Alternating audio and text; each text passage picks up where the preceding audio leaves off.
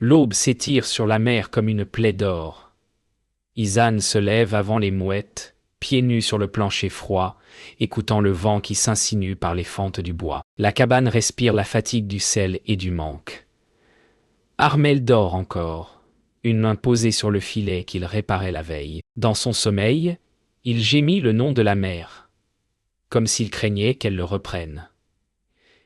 Izan s'approche de la fenêtre. L'horizon se dissout dans la brume, mais elle distingue, très loin, une lumière mouvante, comme un cœur sous l'eau.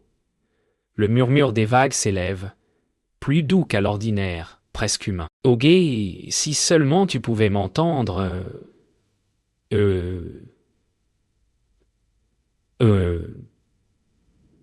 Oh. » souffle-t-elle. Un courant invisible traverse la pièce. Les flammes de la lampe vacillent. Dans le silence, quelque chose lui répond. Ce n'est pas une voix, pas encore, juste un écho, un battement dans la poitrine du monde. Le sable colle à ses pieds nus tandis qu'Izan descend la pente vers la grève. L'air sent la rouille et l'algue. Les vagues s'écrasent, lourdes. Mais sous leur fureur, elle perçoit un rythme, presque une respiration. Elle s'agenouille, les doigts dans l'eau glacée. Chaque frisson de sel semble lui répondre.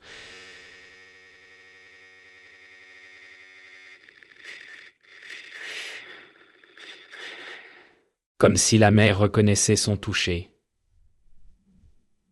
Armel, resté à la maison, la cherche à travers la brume, mais Izan n'entend plus rien que le battement du large. Dans son cœur, une phrase s'élève sans mots. Ce que tu veux n'est pas à donner, il faut le prendre. Une vague monte, lui lèche les genoux, puis retombe en murmurant son nom. Izan se redresse, les cheveux balayés par le vent, et croit voir une silhouette argentée s'éloigner entre les crêtes d'écume. Le soleil monte lentement, pâle et froid. Izan s'assoit sur un rocher poli par les marées, fixant les reflets mouvants. Autour d'elle, les cris des mouettes deviennent des notes d'un langage oublié. Elle se souvient des contes de sa grand-mère, de ces femmes que la mer aimait trop fort pour les laisser vieillir. Ses doigts tracent des cercles dans le sable, formant sans y penser le signe ancien de l'invocation. Le vent se calme soudain. Le monde semble suspendu. « Ogé, si tu existes, montre-toi, dit-elle d'une voix tremblante. Une écaille brillante, minuscule, tombe du ciel et se pose sur sa paume. Elle la serre contre son cœur, sentant le froid y battre comme un second pouls. Le jour s'avance. Izan revient vers la maison, ses pas lourds sur les galets. Armel l'attend sur le seuil, les bras croisés, les yeux plissés contre la lumière. Il ne dit rien d'abord. Seulement un regard, lourd de fatigue et de questions. « Yoba, tu parlais encore à la mer. Yo, murmure-t-il enfin. Elle baisse la tête. Yo, je l'écoute. Yo, il secoue la tête et la prend doucement par les épaules. Yoga, la mer, ne répond qu'à ceux qu'elle veut briser. Izan. Yo! Mais quand il la serre contre lui, il sent la froideur de sa peau, et dans ses cheveux le parfum du sel, comme si elle revenait d'un autre monde. Cette nuit-là, le vent se lève. Izan ne trouve pas le sommeil. Le toit craque, le feu s'éteint. Dans l'ombre, elle sent la mer l'appeler. Un murmure continu, doux et terrible. Elle se lève sans bruit, approche de la fenêtre. La lumière du phare tourne au loin, peignant les vagues d'or pâle. Et là, dans ce battement régulier, elle distingue des mots « Rends-moi ce que tu as pris » ou « Donne ce que tu désires ». Son cœur se serre. Armel dort, ignorant le pacte qui s'annonce. Izan pose la main sur son ventre, là où autrefois elle portait son fils. Une larme glisse, salée comme la mer, et se perd dans la nuit. Le matin se lève sur une mer d'huile. Aucun vent, aucune vague, seulement un silence étrange, presque sacré. Armel sort son bateau, hésitant, car le calme plat lui semble plus menaçant que la tempête. Izan, debout sur la falaise, le regarde partir, la main crispée sur la petite écaille qu'elle garde cachée dans sa poche. Plus tard, quand les hommes rentrent, les filets ploient sous le poids du poisson. Jamais on n'a vu pareille abondance. Les femmes rient, les enfants dansent, et le prêtre sonne la cloche pour remercier le ciel. Mais Izan, elle, regarde l'eau. À chaque éclat d'écume, elle croit distinguer un regard brillant sous la surface. Le soir venu, les tables du village débordent de nourriture. Les rires fusent, les enfants courent, et le vin coule comme une promesse de jours meilleurs. Izan sourit, mais son regard demeure ailleurs. Sur la plage entre deux feux, une ombre fine se dresse, à peine visible. Une femme aux cheveux de varech, la peau diaphane comme la lune. Personne ne la voit sauf Izan. Leurs yeux se croisent à travers la foule. Un frisson parcourt le corps d'Izan. Dans le vacarme des chansons, elle entend distinctement une voix fluide, presque tendre.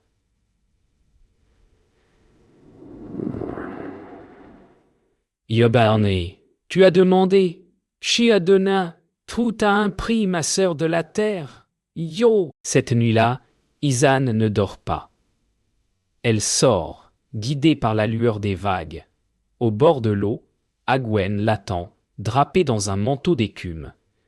Yuge, pourquoi? Moi, You, demande Izan. Oge, parce que tu écoutes encore. La voix de la mer a le ton du regret et du désir mêlés. Agwen tend la main, et de sa paume s'élève un coquillage qui bat comme un cœur. Oge, garde-le tant que ton vœu vit encore.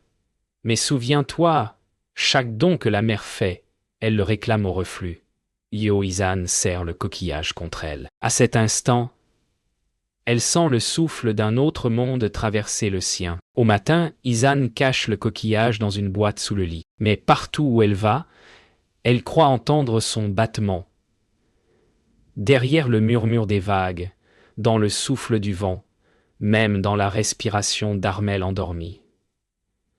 Le poisson continue d'affluer. Le village prospère. On l'appelle désormais Yoge, la bénie des flots, oh. Izan sourit, mais son sourire est creux. Elle sent grandir en elle un vertige, celui de recevoir trop sans comprendre d'où vient le don. Un jour, la vieille Mireille la prend à part. Yoge, les marées parlent. Yo, dit-elle. Oge, quand elle t'écoute, prie qu'elle ne t'ait pas trop entendu. Yo, cette nuit-là, la mer se met à chanter. Pas le rugissement habituel, non. Un chant doux, presque maternel. Izan s'avance sur la falaise, tenant le coquillage contre sa poitrine. L'eau en contrebas miroite comme un œil ouvert. Elle ferme les yeux. Des visages apparaissent sous ses paupières. Ceux des morts perdus en mer.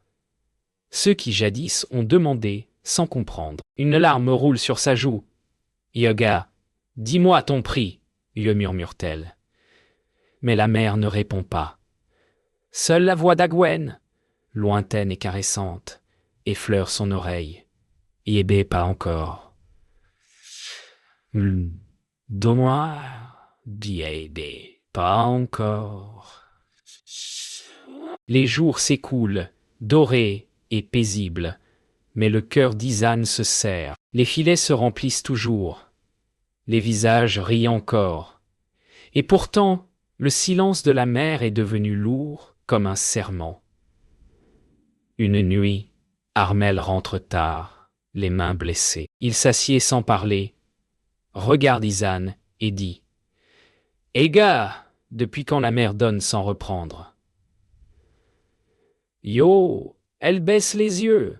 Dans la pièce, le coquillage bat toujours, discret mais obstiné. Oge, tant que nous partageons le pain, tout ira bien, répond-elle d'une voix étrangère. Mais en elle, une peur ancienne s'éveille, celle de la promesse faite dans le vent, qu'on ne peut plus retirer. Le lendemain, la mer change de couleur. Elle devient d'un vert sombre, presque noir, et des courants inconnus traversent la baie. Les pêcheurs murmurent que le fond s'est déplacé. Izan descend seule au rivage. Elle appelle Agwen. La voix tremblante. La mer répond par un frisson. La silhouette de la dame surgit des flots, vêtue de brume et de nacre. « Yabé, pourquoi m'as-tu appelé ?»« Yo, Ega, je veux comprendre, dit Izan. Agwen sourit. « Ega, comprendre, c'est payer. » Yo, une vague s'élève, et dans son grondement, Izan croit entendre le cri d'un enfant. Armel suit Izan sans qu'elle le sache. Caché derrière un rocher, il voit la forme d'Agwen, son éclat surnaturel, et sa femme agenouillée devant elle. Le souffle lui manque. Quand Izan revient, il ne parle pas, mais dans ses yeux brûle la peur qu'il refuse d'avouer.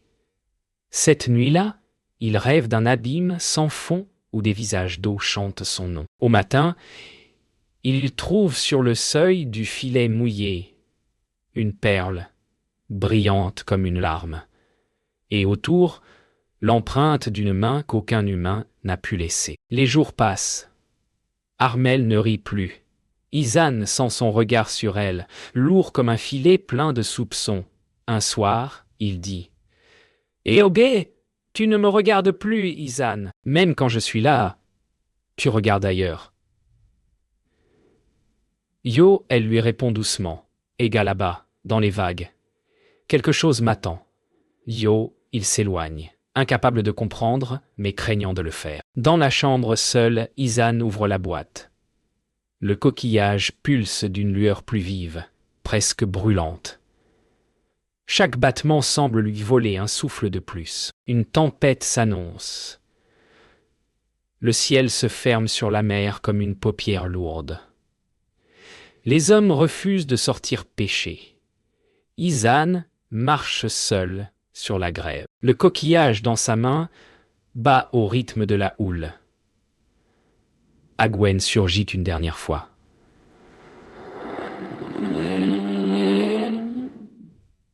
Yoga, le temps vient de solder le vœu, Yo dit-elle. Yoga, ce que tu as reçu doit être rendu. Yo Izan, le regard fixe, demande. Yoga, que veux-tu? Yo, la mer s'assombrit. Yoga, ce qui t'est le plus cher. Yo, un éclair déchire l'horizon. Izan tombe à genoux, le vent lui arrachant les mots. Les vagues sont devenues sombres comme des miroirs sans fond. Depuis 3 jours, le vent souffle du large sans répit, charriant avec lui un gémissement que seul Izan semble entendre. Elle retourne à la falaise, cette fois avec le coquillage dans un linge, comme on porterait un enfant malade.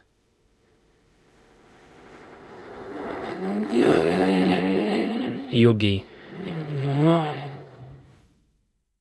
murmure-t-elle. Le battement du coquillage ralentit, puis s'interrompt.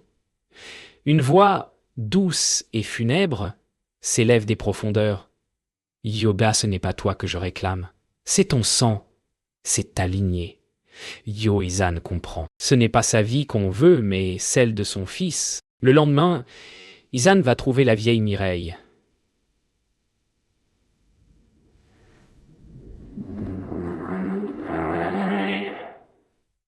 Elle parle vite, comme une femme qui court contre le temps. Mireille l'écoute en silence, les yeux graves. « Ogé, il n'y a pas de don sans dette. » Yo dit-elle enfin. « Yoga, mais il existe des rituels anciens, des paroles pour tromper la mer. Si ton cœur est prêt à mentir à ton propre vœu, Yo Izan accepte sans hésiter. Elle est prête à se perdre, pourvu que l'enfant vive. » Mireille allume 3 cierges, trace un cercle de sel et murmure. Yoga, ce que la mer réclame.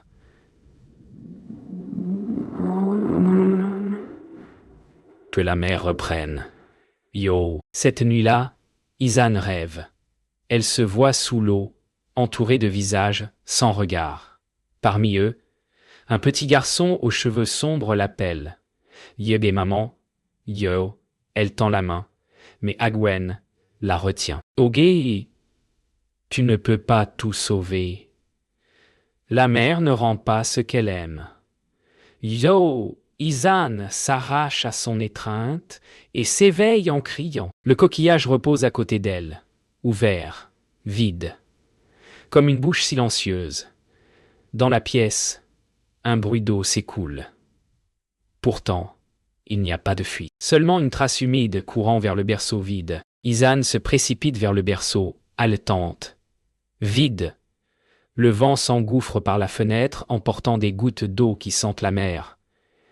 Elle court, dehors. Sur le rivage, elle découvre des empreintes minuscules menant jusqu'à la marée. Yoge, non. Yo. Souffle-t-elle. Elle se jette à genoux, fouillant le sable, criant le nom de son fils. Agwen apparaît, plus proche que jamais, belle et terrible. « Yoga, je n'ai rien pris encore, » dit-elle. « Jigay, mais la promesse s'épuise. Choisis vite, Izan. Ton souffle ou le sien. » Yo, le ton de la mer devient un glas. Un glas. Izan rentre en titubant. Armel l'attend, les yeux creusés d'angoisse. Elle lui dit « Tout, la promesse, la dette, Agwen. » Il la fixe un instant, incrédule. Puis, la rage éclate. « Ogé, tu as vendu notre sang !» Il la repousse, court vers la falaise malgré la tempête qui enfle. Izan le suit, hurlant son nom. Sur la crête, la mer rugit comme un monstre réveillé. Dans le tonnerre, Armel crie « Ega, alors qu'elle prenne ma vie à la place !» Yo, mais la vague qui monte ne choisit pas. L'aube se lève sur un village tremblant. Les toits gémissent sous le vent.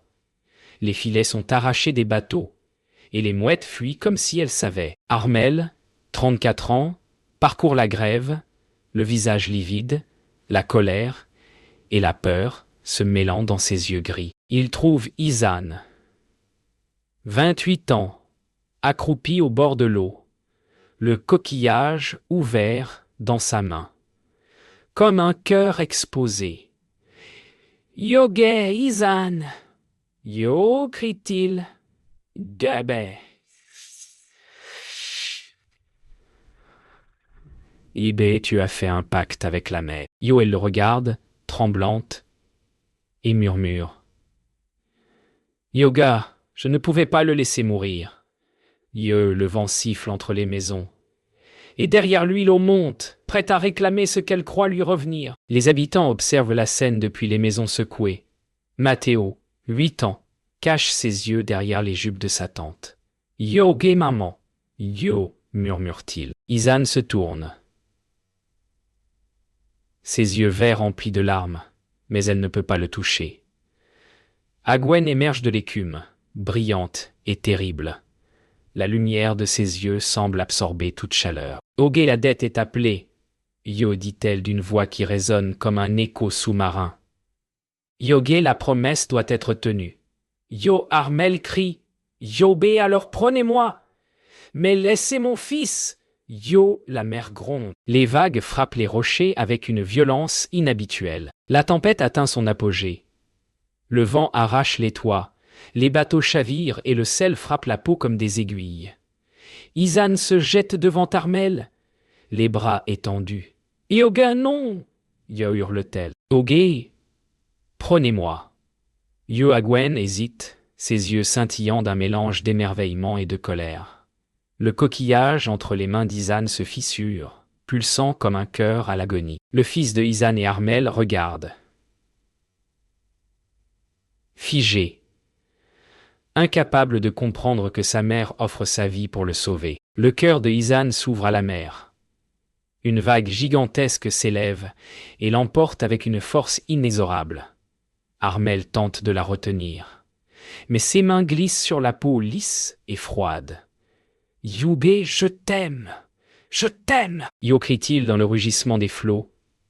Izan se retourne une dernière fois vers son fils, le souffle coupé par l'eau et la peur. Agwen étend ses mains, prête à réclamer ce qui est dû, mais le visage d'Izan reflète la résolution.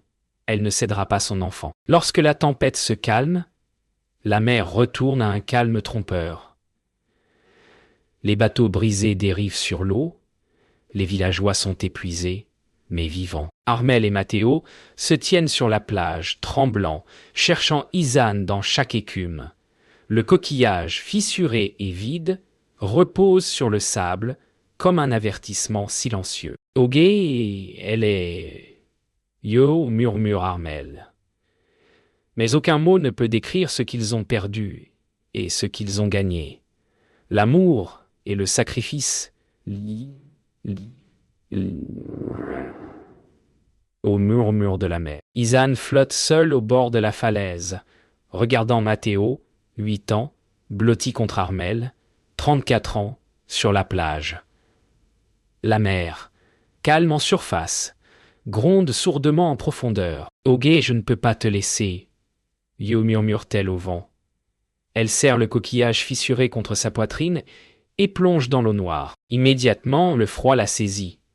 Mais son amour la pousse plus profondément. Des courants invisibles la tirent vers le royaume liquide où Agwen l'attendent. Silhouette lumineuse et terrifiante. Sous l'eau, Izanne entend les voix des âmes englouties. Les visages de marins perdus et d'enfants oubliés l'entourent, murmurant son nom.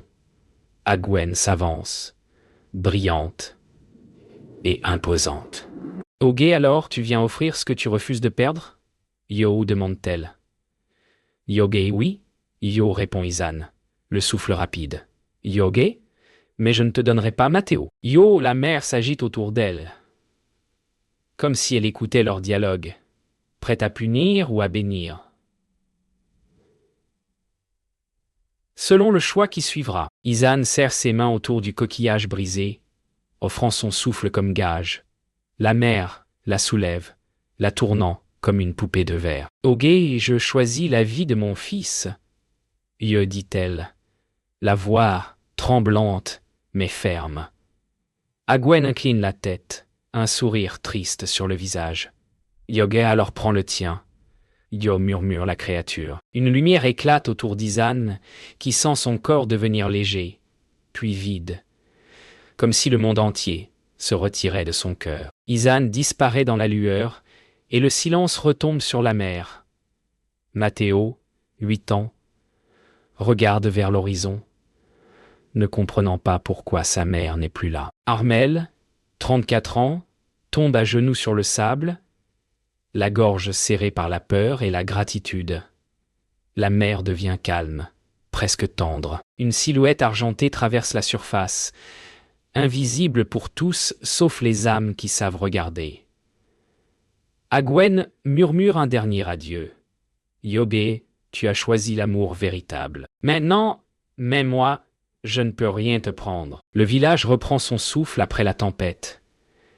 Les bateaux sont réparés, les filets pleins, mais une absence plane sur le rivage. Armel raconte à Matteo des histoires sur Izanne, sur le courage et l'amour qui dépassent la peur et la mort.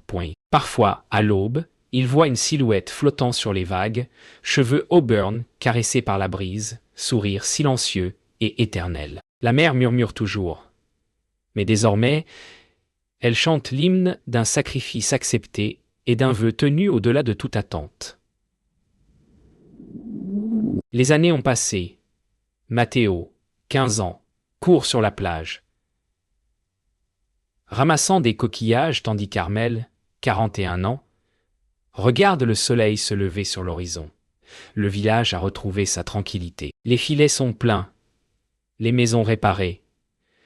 Mais parfois, quand le vent souffle de la mer, un parfum de sel et d'aubépine effleure leurs narines. « Ogé, maman !»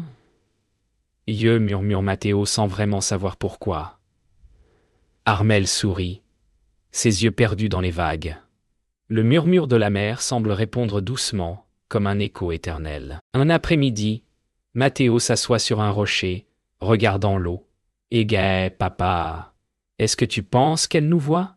Yo Armel, assis à côté de lui, pose une main sur son épaule. « Ogé, je crois qu'elle est là, toujours. Même si nous ne la voyons pas, elle veille. Le jour, le soleil joue sur les vagues, créant des éclats argentés. À cet instant, le vent transporte un doux murmure, et Matteo croit entendre le rire de sa mère. Parfois, lorsque la mer est calme et que le ciel est rose, Armel croit apercevoir Izan sur le rivage, regardant l'horizon. Il ne parle pas de ses visions. Il sait que ce sont des cadeaux silencieux, que sa femme ne reviendra jamais tout à fait, mais qu'elle est là, dans chaque éclat de lumière et chaque murmure du vent. Matteo, lui, sourit quand il voit l'ombre fugace et sait que l'amour peut traverser même la distance des vagues. Une nuit, le phare tourne lentement sur la baie. Matteo s'approche de l'eau, cherchant dans le silence une présence.